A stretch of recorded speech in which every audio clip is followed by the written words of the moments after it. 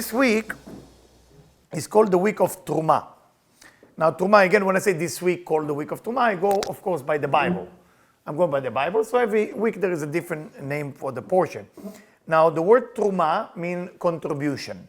The word Terumah means contribution, to contribute, to be kind. Not just with the money, with the time, with the words, with how we can be nice to each other. Now, the idea of a spiritual person is been, in the old days, in the time of the Bible, and I think also in our days, a human being is being defined their spirituality for how kind they are. This is how you define spirituality. Spirituality, I mean, for people, let's say, who believe in God or love God very much, it's a very good thing. But there is more than just loving God. We have to get into a place where we are connect to people with kindness. Now, why is it like that? We need to understand it. So the Kabbalists explain that the way that a person starts to get the light of God into their life, they act like God. Now, how is God acting all day long? If you were be God, you know, it was that funny movie with, I forget what his name, that he become God, and he answer all the email yes, all the email no. But there is basically something very important about acting like God. So all the Kabbalists explain, if God is merciful, you will be merciful. If God is kind, you will be kind. If God is forgiving, you will be forgiving. And the idea is to get to this place that step by step, a person is capable to be nadiv. The word is nadiv. Nadiv means generous. Nadiv means generous. Now, generosity is the number one part of being a spiritual person. And that's why this week portion called Terumah. Terumah means contribution. When a person is not capable to be nadiv, when a person is not capable to be generous, there is something blocked about their spirituality. But it's not just with money. Money is one way to define. That's why the Talmud writes that the way you define a person, it's a koso, kiso, veka'aso. Koso means the way you drink, not green juice, alcohol. Ka'aso means his anger. And kiso means his pocket. So 3 ways to define a human being. So those of you still single, if you're going on a date, those are the 3 things that you would know everything about the person. Koso, kiso, veka'aso. Koso, the way they drink, what they do after they drink. Okay? Ka'aso, what they do when they get angry. Are they losing it and they throw things? Or they hold it in and just curse you one time and disappear. Or they want to kill you. You know, how far the anger go. And kiso means their pocket. How, what do you say in English? How deep is their pocket or how close is their pocket? Or both? Deep and close, maybe. All right. So the idea is generosity, nedivut, the verb in Hebrew, it's called nadiv. I'm going to write it down for you so you can know a little Hebrew here. Nadiv, nadiv. Okay? Nadiv means generous. So the way you test yourself also, how generous you are with people. Now, money is one thing. Then come time. Who like to give time? Nobody likes to give time. We feel like the time is the most important thing that we have. But then we waste 5 hours because we're addicted to Facebook or Twitter or whatever, you know? But the idea is to give time. You know, I just heard from my friend Linda, who told me about the gentleman that actually volunteers in an organization to help children, and that touched my heart. It's not only because the person is kind and nadiv, it's because the person going out of his way to really help children and help people. This is nice. This is amazing. And the other thing of being nadiv is with words. Are you willing to say some good words to people who bother you? Just to say good words, just for the fun of it. So take a day or this week, take a time or an hour that you can be kind to people. Take Facebook, which is a great tool, or Twitter, and say, hi people, I want to wish you a great day. Be generous. Sometimes we write something on Facebook or on Twitter that we want attention from people. And we keep checking it every 20 minutes how many likes I got. You know? But we should give the like to them. You know, I'm sure that somebody will invent it soon in the computer world that we can share the like. Let's say if I have 2,000 likes, I'm giving it to you. You know? That's share the like. So I want to tell you that before I'm going to go into the deep subject of this week and how we're going to get there, is there is a gentleman, I went to pray somewhere here on Pico, and that gentleman, it was a debate of charity, who's going to buy whatever they want to buy. So one guy is offering, you know, $100, the other one said $200, that $300. In the end, it get to $500, which is a lot of money. And then after he get what he want to get on this debate, who's going to buy it, then he give it as a gift to the person who debate with him. And when you see things like this, that's spirituality. Spirituality is not how good you pray or how wonderful your mantra is nadiv. Are we willing to be nadivim? This week, those of you who want to get the best of what you want to get from this week, practice your nadivut. Practice your nadivut. Practice your nadiv. Okay? Money is one thing, time is another, and then love. Love is the ultimate, of course. But don't skip none of those three things, because this week is called Terumah. So, the Zohar is telling us that this week also, we're getting tools of how to build something from inside that will be able to bring the Shekhinah down. Will be able to bring the Shekhinah. Now, what is the Shekhinah? The way you write Shekhinah if I stand, my head will disappear. Oh, no. Okay. Shekhinah, if you see the word Shekhinah, you have Shach, which is 320, and you have Yud and A, which is the same gematria of the word Adonai, which is the female aspect of God. Meaning that there is 320 lights exist in this world, and those 320 lights will sit exactly within the physical vessel, the Malchut vessel. Meaning what? Meaning that this week, if we behave in Nedivut and more stuff, I have like 6 points to give you tonight, you will be able to build a certain container that will get you the 320 light to sit with you. Now, I have a section I want to start with from the Zohar, but again, this section is a little bit heavy or a little bit sound religious. So do not take it in a religious way. I will do the best I can to separate from the religious connotation that it has and give it to you in a way that we can understand. So I'm going to read from the Zohar, I think it's verse 87. No, 88 or 87? Yes, 87. So let's read. They can hear me. Yeah, go ahead, please. Loud as you can. Then the holy people needs to join and come to the synagogue, and whoever comes first joins with the Shekhinah in one union. Come and see that first one to be present in the synagogue. Blessed is his portion, for he stands in the level of the righteous in relation to the Shekhinah, and this is the secret of, and those who seek me early shall find me. Such a person rises to the highest level.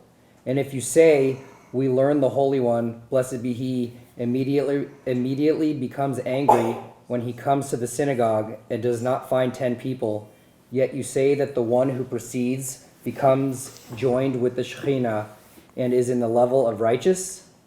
Okay, so we need first to explain what is a synagogue. Basically, it's a place where there is a scroll, a Torah, and within the Torah, the people are basically pray together. And when they pray, it's a tradition that happens since the tabernacle in the desert. So it's something that continues to our days. Now, the Shekhinah come to that place. The Shekhinah means the female aspect of God coming there. The problem, if the Shekhinah come and it's empty room, God forbid, it creates judgment instead of creating mercy. So the idea is, somebody was asking me today, they know that I'm involved in doing the best I can to help people from Venezuela. I'm working with people there, people here, and it's very difficult whatever going on there. So they asked me, what should we do? I said, well, if we have 22 men together, every man will be connected to the Hebrew letters, we can actually create change in any state that we want. That's how powerful it is.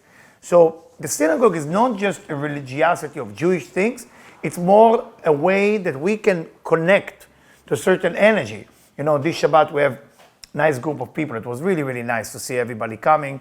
We dance, we pray, and people from the neighborhood, was not connect to secret of the Zohar, Kabbalah, were really, really happy with that. And it touched them. And the important is to be able step by step to help more and more people. And that's really what it's all about. But remember, you ask a question. Why is God getting angry if he's coming and nobody's here? Let's understand it. Yeah. Next section.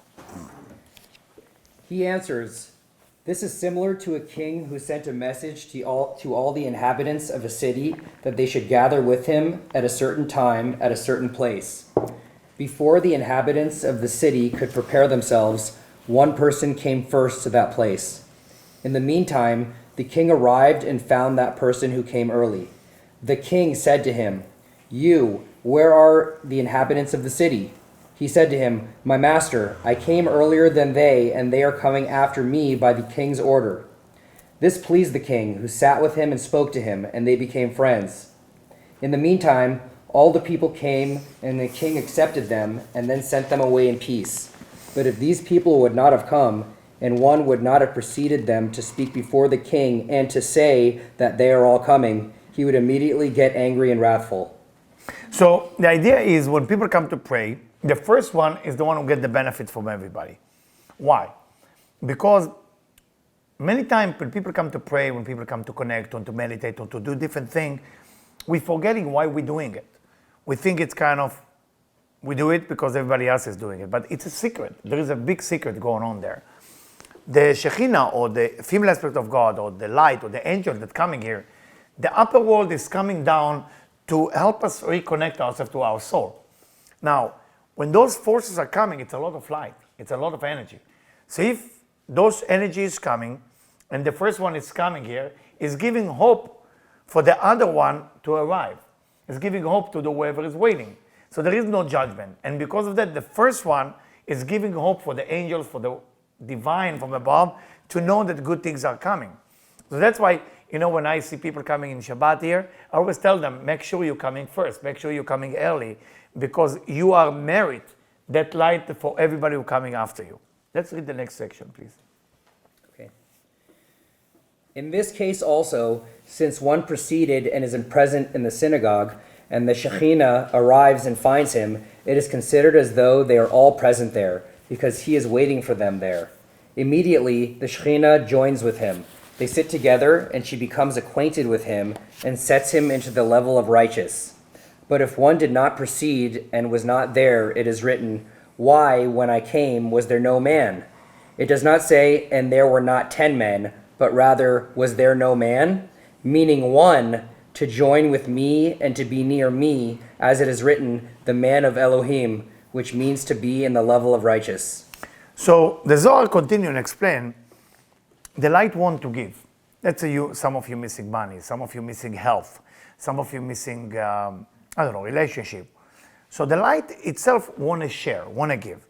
When the light want to give, the divine, God, the creator, want to give, and we are not here to receive, it's almost like an insult. But we know God doesn't get insulted. The mighty one, if the mighty one gets insulted, it's embarrassing.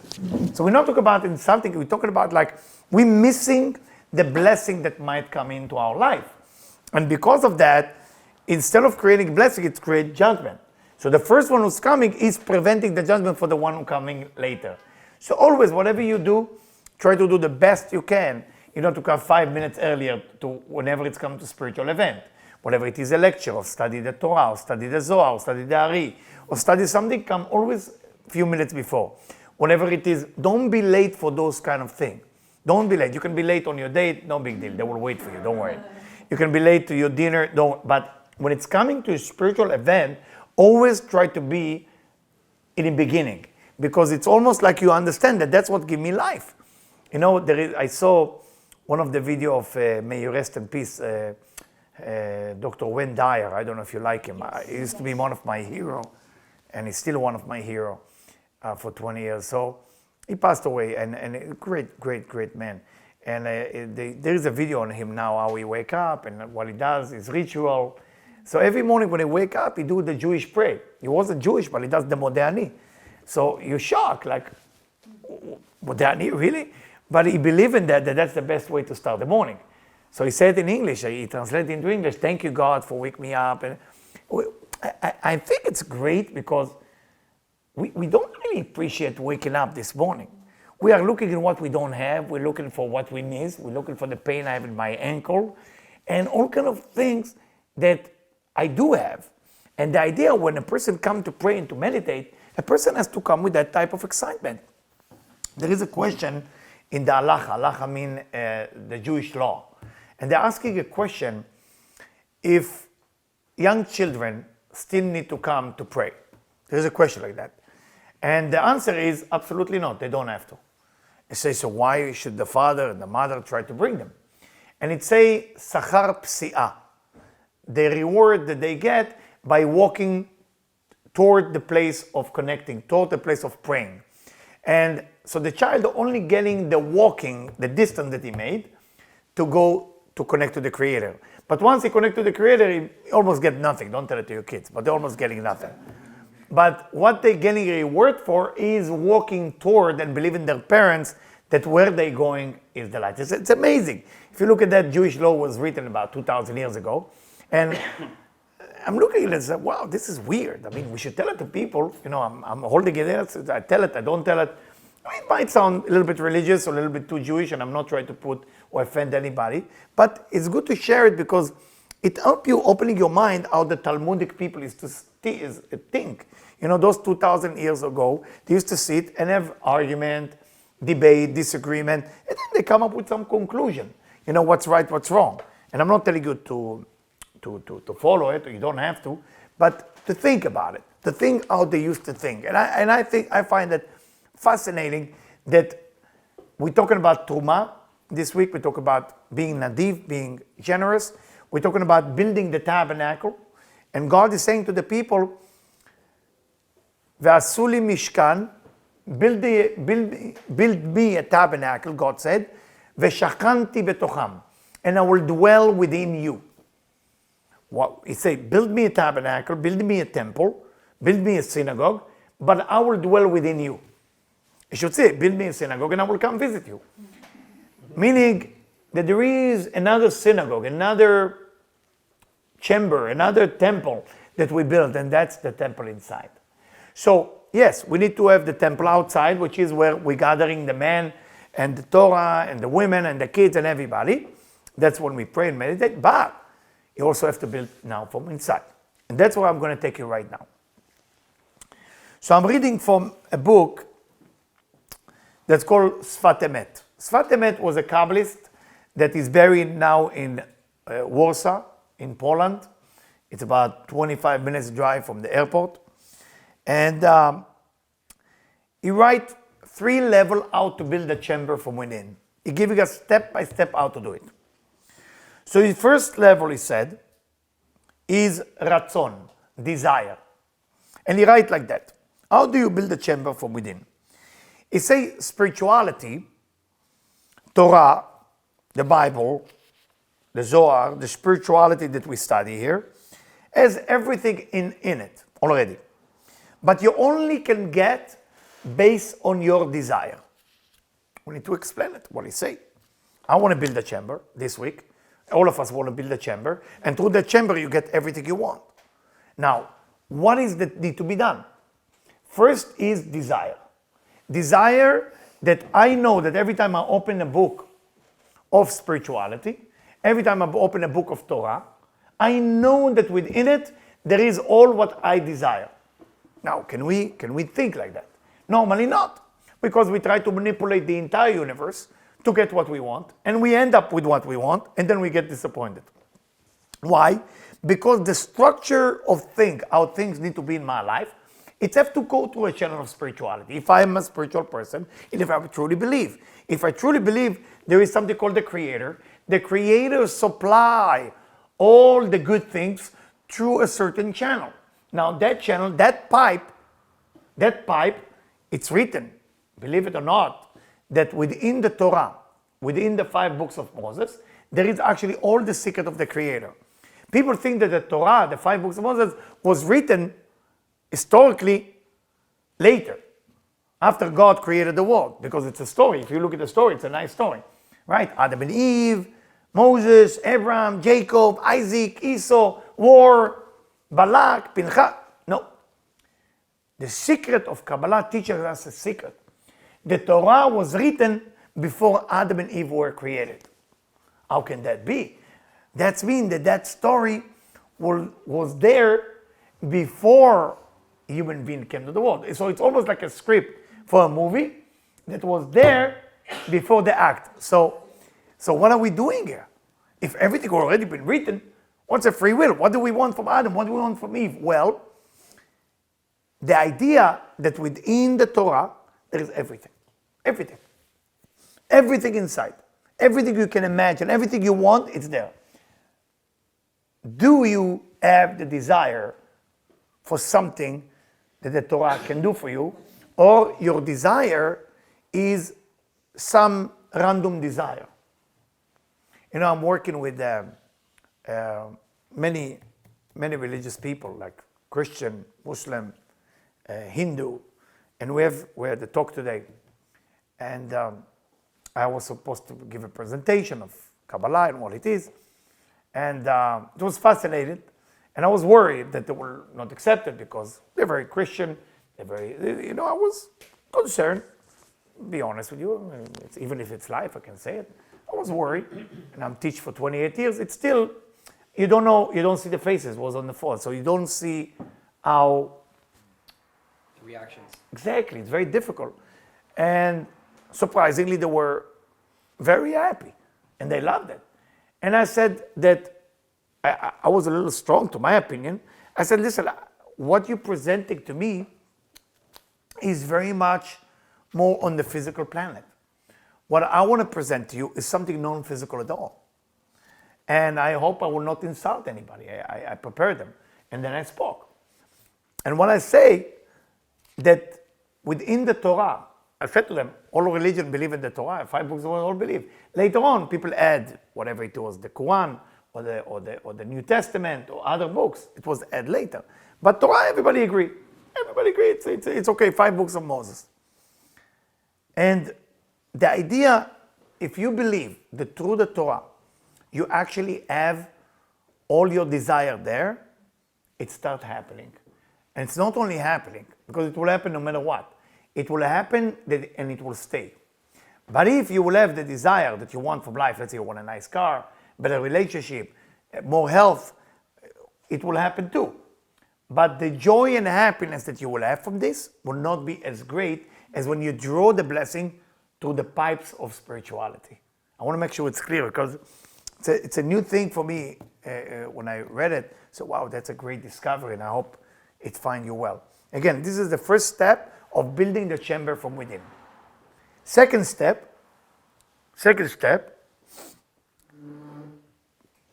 is to have certainty, to have a belief system. Belief system that the Creator, the Divine, taking care of everything. And that's a difficult one. When you go to work, for example, do you believe that the Creator is there? When you go to see your doctor, do you believe that the Divine know better what's good for you than your doctor? When you go and things don't work in the same way you want it, you promise never to fight with the people you love, your children, your wife, your husband, and bloop, it come out. I don't know. You know what I'm talking about. Do you believe that Creator was involved in that? Do you believe that that was the best thing? And to build a chamber, again, first, the desire, everything comes from the Torah, desire it. Second level, to have certainty that the Creator involved in everything. Everything. Whatever you are in the wrong traffic, whatever somebody cut you on the highway, all weird things that are happening to you, okay? I will tell you something. You know, my doctor, my dentist just called before the class start. And, you know, dentists call you, that's unusual, right? Usually you call the dentist. But I have the best dentist if you want his number. My dentist is the best. What happened?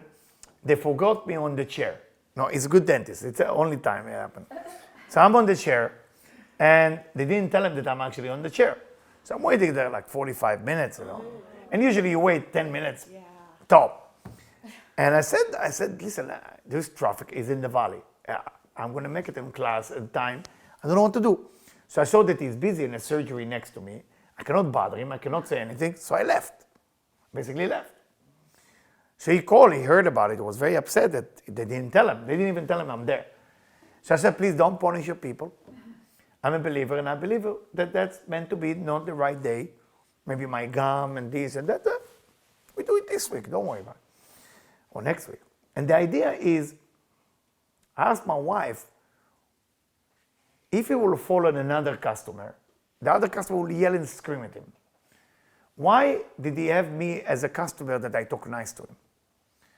And I said to her, this guy is nadiv, he's generous, he's a kind guy. So he always, even his customer that God gave it to him, and his work, all working eventually okay. When you start to have faith and certainty in the Creator involved in everything, you're going to start meeting different type of people. You will see that. Different type of people will happen to you.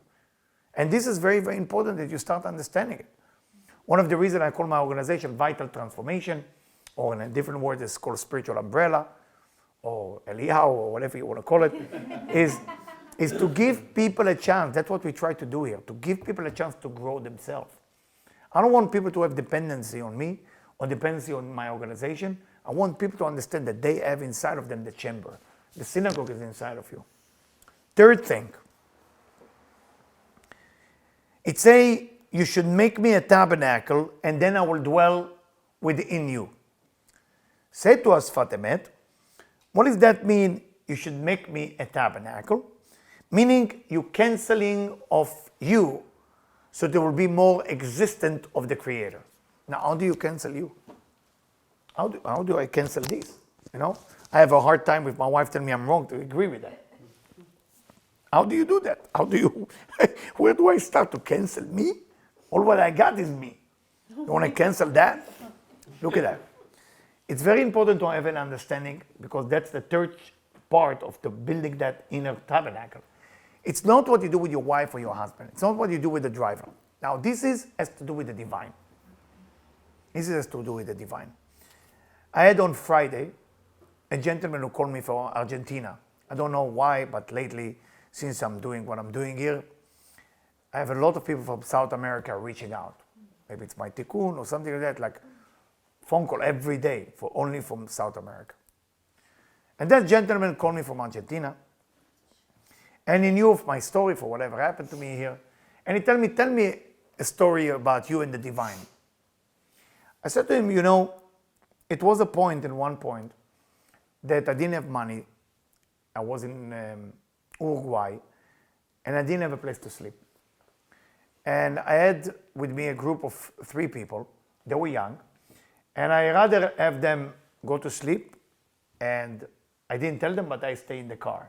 It was a little Volkswagen, if you know, Beetle, 76. So it's the old style. I don't know if you know them. So I'm staying there, and I asked God to protect me, and I asked God, please help me. And it humbled me. Because sometimes either you get angry when things like this happen to you, or you become like lower. You lower yourself. And I have to tell you that I slept in the car that night.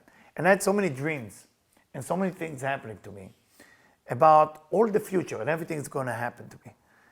And in the morning, I wake up from a knocking on the window. I left the window a little open. And it was a nice gentleman with a short, no shoes, no shirt. And he looked at me and said, are you Rabbi Eliyahu? I said, yes, how do you find me inside the car? So embarrassed, like, that's not a good way to start. It's like, give me a chance, like, to dress, look normal. But the Creator wanted this way. That's how the Creator wanted. There's nothing I can do about it. And I said, yeah, it's me, but, I'm so, and I'm apologizing, I'm so embarrassed. This whole thing is wrong.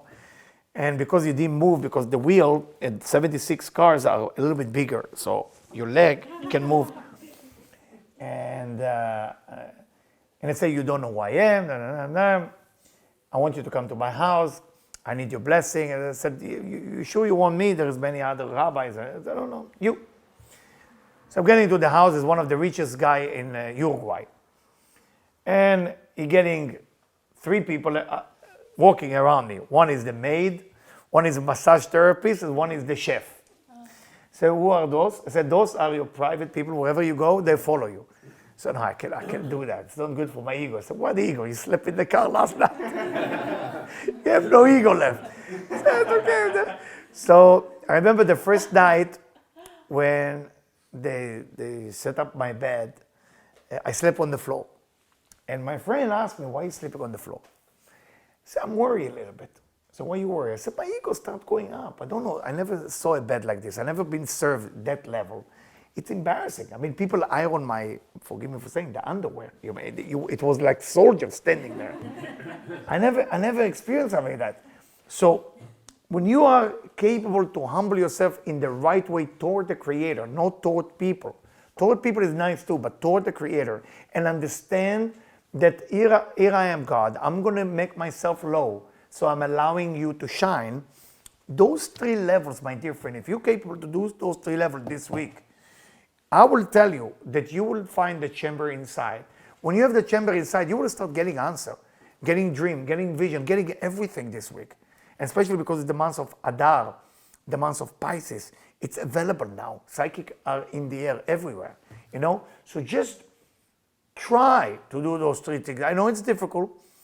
Desire that everything is in the Torah, you just have to desire it. Second level, faith or certainty. To understand absolutely that the Creator is everywhere.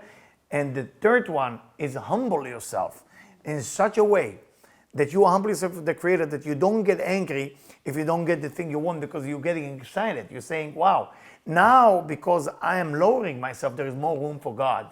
Wherever there is ego, there is no room for God.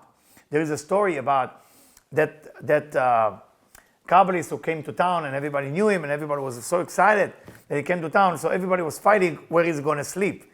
Because whenever the Kabbalists come to your house or eat from your food or stay in your place, your house gets blessed from the angels. And it was 2 people in the end in the debate, and both of them are quite wealthy. So the Kabbalists asked the people of town, where should I stay? So, well, this guy is very rich, is very naive, is very generous and everything like that, but he has a lot of ego. The other guy is not so rich, is a little bit naive, a little cheap, a little naive, but no ego, very humble. So he said, I'm going to stay with the humble one. I said, why? The other guy is much better. He said, well, it's written in the Talmud. Please remember that. There is only one sin that God cannot help a person. It's written in the Talmud like this. I will say it first in Hebrew. When a person has a gahava means pride, God say, En hani vehu yecholim ladur bedira achat. Me and him cannot live in the same apartment. That's what God's saying. God never said about a killer. Never said about a sinner. Never said about a thief. Why only a person with ego? When a person full with ego, there is no room for the Creator to shine. The Creator can shine only in a place where there is empty. So when you get some things not working for you, you know God is there. You absolutely know the Creator is there. When everything is working out and your ego is shining like crazy, might be God just took vacation to Cancun. You are just alone. You know, so you need to start looking at life very different. You know, you have those days that, like me, right? You wake up 5:30 in the morning, you park the car somewhere for the mikveh, I open the door and I park it wrong. I cannot even get out. So my body gets stuck this morning between the door and the wall, and I cannot go in back and I cannot go out. And nothing worked. Creator is there. That's the moment. That's the moment. You know? So you say, wow, thank you. You know, and those are the moments. So sleeping in a Volkswagen, those are the moments of the Creator is there. This humble moment. But it's not how humble you are because somebody humiliated you. I know a lot of spiritual people like to get humiliated and say, oh, now I'm close to God. Sometimes this is the ego too. You know? So we need to develop some type of relationship with the Creator, with the Divine, so we can have the chamber from within built. And this is the week to do it. Why not to do it? Okay? Didn't finish. Now, it say to build a chamber, inside the chamber you have to put candelabra. Now, candelabra, the way you use candelabra, you know what candelabra is? Like a Hanukkah, like a menorah, It say that you need to elevate the candle. It doesn't say light the candle, elevate the candle. Now, why do you say elevate the candle? So what is inside of me? Now I'm building a chamber, right? So we understand the 3 level. Now we're coming to what's going on inside the chamber. Now I'm going to build the candelabra. Candelabra bring light, but I have to elevate it. So I'm bringing now a section from somebody by the name of Kedushat Levi, or his full name is Rabbi Levi Yitzchak from Berdichov. By the way, if you say his name every time you have issues, you can have miracle. That's what Kabbalists always did when they get stuck in some issues in life. They always say his name. So you just need my MP3 or the video and just follow it. You say Rabbi Levi Yitzchak Berdichov ben Sarah Sasha Aneni. That's the whole verse what you need to say. But I don't want to go there right now. Let's see what he says. The candelabra inside your chamber is built from basically what is meant to elevate. Elevation is relating to love. Now, love has normally two sides. Love something which is bad for you. Agree with that? Yes. Love something which is good for you. Agree with that? Yeah. Good. So there is something that you love. Let's say people come after this lecture, this Shabbat, I'm going to have people like knocking on the door so early in the morning. Hey, Eliyahu say we got to be early. So that's love to do the good thing. But there is also love to do addictive things. A lot of time we are love things that to do with my body consciousness, not with my soul consciousness. So say to us, Doshat Alavi, there's a third type of love. So profound. I'm praying all day long that God will help me to explain it in such a way, in the same way that I get excited when I read it first. Every love that you have, whatever you love to the good thing, or whatever you love is for the bad thing, explain to us, Rabbi Levi, all that essence of love coming directly from the divine. How can that be? What about love, God forbid, to cocaine? What if it be love to something very addictive? How can that be love that comes from the Creator? It doesn't make any sense. The roots of love, the roots of loving something, is a person is loving that things or something because there is something in it that make that person high or good mood or whatever it is. That essence that make him feel like that coming also from the divine.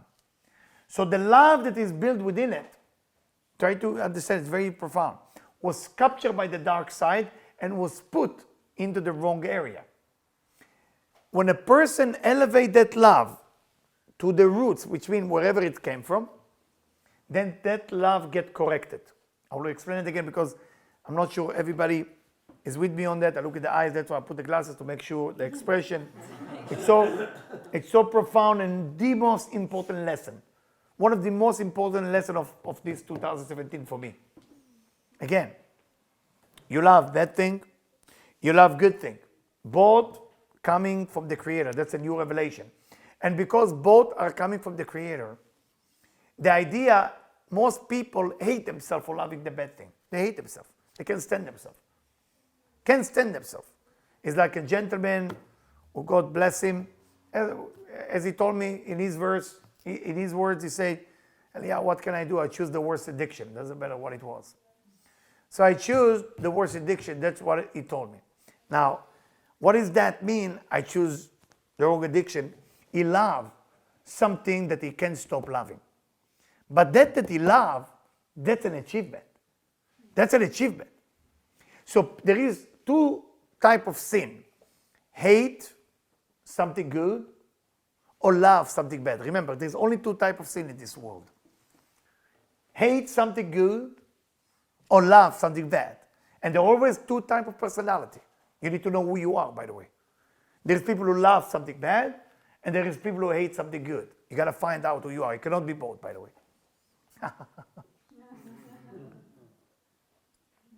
The one who hates something bad, something good, called gvura. Gevura, judgment. The one who loves something bad, called chesed. All people with addictive personality are chesed. They are the nicest people in the world, but they cannot control what they like. They're doomed. Do you understand? It's a very big, but within them, there is the roots of love. If they take that love and say that feeling of love, where does it come from? From the Creator, from the divine. I'm going to elevate that feeling to the roots, and that by itself will cure me to love whatever the Creator loves, not whatever I become addicted to. And I'm so excited about this lesson, and may God make this lesson through Facebook or through all the tools to spread it to millions of people. That's my dream, if you can share it and help other people. It's so important for me because this is the roots of solving all the evil in the world. You know, people love the country. They go and fight for the country, not because they hate the other country, because they love the country. So why they love the country? That love coming from the Creator, it just not been managed correctly. So that's why Kedushat Levi said, we need this week, when we build the chamber, think about all your negative attributes that you have. Listen to what he's saying now. He's coming from Naaman Melech Abi Melech of Lizensk, and he writes, when a person do all this tabernacle and build everything, we're looking to get reward. Now we did the right thing. Now how can I get reward for what I did? I did well. I was nadiv. I was give charity, help people, the whole 9 yards. Now what am I getting? And normally, that's where problem begin. When we becoming nadiv, when we becoming generous, when we becoming kind is the reward, not the reward that coming after I become kind. Which means, if I have a capability, ability, desire to give you, that's the gift itself. That's that I have within me a system that want to be nice, that's the gift. Not, I'm nice, now what am I getting for it? And normally, you know, most couples who come to see me, most of the issue, most of the fight, is one of them do something, and the other one want a reward for what they do. And I understand it, it's normal, because you give $1, you want to get $1 in return, or at least 75 cents, you know? You make 75 cents on the dollar, it's not so bad. But you're giving $1, and they're still telling you you owe them $2, you're losing $3 if we talk numbers. Now, so you give a kiss, you want to get a kiss back. Okay, but you give a kiss, you get a slap in the face, and your name is Don Jesus, you got a problem here, right? So the idea is to get to a place that the act of goodness is the reward itself. And until we don't get to that place, even if we build the tabernacle, listen carefully, even if we build the candelabra, it's still not working. And it's coming from the Mishnah. Mishnah is a book that was written 2,000 years ago, a little bit more, by the Tanaim. Tanaim are the people who used to make miracles. Jesus was living in the time of the Tanaim. People who walk on water, fly, they did everything. All of them did that. So they wrote a book called Mishnah. One of the sections in the Mishnah is called Pirkei Avot. It's a great book to read, by the way. If you have time, read it or buy it. It's a great book. So in Pirkei Avot, it says, do not be like a servant that serve the king just to get a reward. Be like a servant who serve the king without expectation, without expecting anything in return. Now, and then he gives some example. You know, can you imagine a waiters? You're sitting in a nice restaurant, and every time he bring the water, he look at your face. How much tip you gonna give that? You know, it's. By the way, I experienced one time like that in Miami. I had a situation like this. Nightmare. One of the nightmare. Like never, scary. I couldn't wait to get out. I was afraid to get out. I thought he's crazy. Maybe he has a knife or a gun. I just wanted to get out of there. And was the wrong move. I shouldn't listen to my resume. But anyway, the reward itself, or I went one time to a flamenco show with the most famous dancer in the world, by the way. Most famous is Joaquin, I think it's name. And we met. So he came to America, he doesn't speak English. And after, you know, I don't know if you know flamenco. Flamenco, you know, there is the women do like this, and he does with the shoes. You know, all those movements. And after he does the movement for 2 minutes, you know, you sweat like a lot. And then he do, and it was Lincoln, you know, Lincoln, like Upper West Side. And nobody clapped their hand. They were there, and like they are more the different crowd. They're waiting for the show to keep going, and he's coming from Ibiza or Spain or somewhere there, and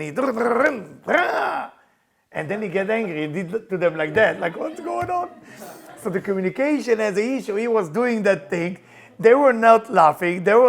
And he was very pissed. He was very upset. So I happened to know his manager and asked what's going on here. And he said, well, he come in his culture, every little move, the people are warm, they get into it, they dance, they stand. And, you come to, what's it called, the place? Lincoln Center, yeah. It was Lincoln Center. That's where it was, the big place. And he was waiting like, hello. But the people are more, sitting there, as champagne and looking at the move. Wow, that was a great move, So they, and that's as much. So sometimes when we serve, when we do the right thing, automatically we're expecting the right thing back. And with that expectation, my dear friend, what Rabbi Elimelech is telling us, not exactly these words, but it can destroy what you're building. So if you're building a relationship with someone in a nice way, don't destroy it by expecting something in return. Don't destroy it after you put the tabernacle and somebody will treat you nice because you treat them nice. Go above that. There is a higher level. And when you go to that higher level, you're going to find different type of people, different friend, different neighbor, great thing that will happen to you. So please remember Rabbi Elimelech Nijes. Last thing, from a Kabbalist by the name of Rabbi Shimshon Ostropoli. He used to be the Kabbalist that create miracles, and not too long ago. And that's the last thing. That's an advice for relationship. It says whoever is not nadiv, creating the worst relationship in their house. Which means if you are a couple, you and your partner are together, and one of the partner is cheap, the cheap partner will cause their partner, if not to leave them, to be not totally faithful to them. So one of the reasons that people are sometimes not faithful, what he writes, is a secret of Kabbalists for thousands of years ago, is the generosity that you do in your house is removing the need to cheat, because we know in most couples, unfortunately, I'm sure you know, you don't need me to tell you that, there is a lot of cheating. People are not faithful to each other. But because there is no nedivut in the house. It's got to be nedivut in your house. It's got to be nedivut. Somebody knock on your door and ask for food. You got to be nadiv. You got to give. You got to be generous. You got to go out of your way to help. Somebody asks you for something, go out of your way.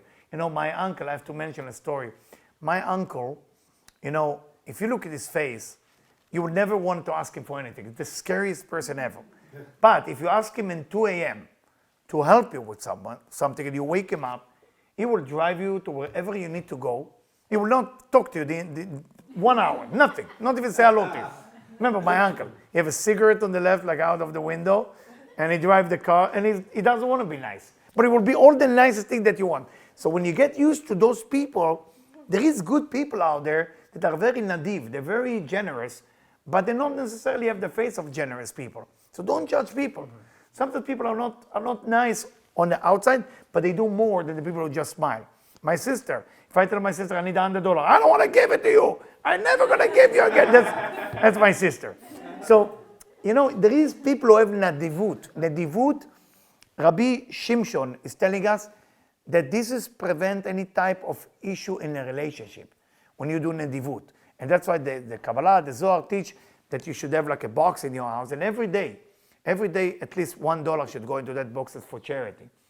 And that's what we should do. You put it like $1 and that's not your money. And both the couple should do it. One day, one side, wife or husband or partner, you put $1, then the next day they put, and they know that box don't belong to us. It's part of the relationship. Most people, when they talk about relationship, they give each other, but that's not the relationship. They need to develop their relationship. There's 3 parts. You, the other person, and the relationship itself. So when I invest in you, I'm expecting you to do something for me. But we both need to know that we have to invest in the relationship. To invest in the relationship, we have to bring the Creator into the picture. We have to bring the divine into the picture and give and be more nadiv.